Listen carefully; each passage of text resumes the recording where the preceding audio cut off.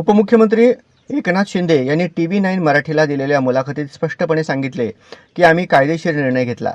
मराठा आरक्षणासंदर्भात सरकारने घेतलेला निर्णय हा संविधानाच्या चौकटीत असून सर्व संबंधित माहिती आणि कायदेशीर सल्ला घेऊनच तो घेतला गेला आहे। शिंदे यांनी सांगितले की समाजाच्या भावनांचा आदर करत कोणत्याही इतर समाजावर अन्याय न करता निर्णय घेण्यात आला।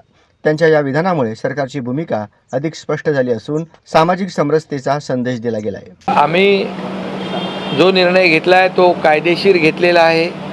कुणाचंही कमी करून इतर कुणाला देण्याचा निर्णय घेतलेला नाही, ती आमची भूमिका नाही। आज देवेंद्रजी मुख्यमंत्री आहेत, आमची टीम तीच आहे।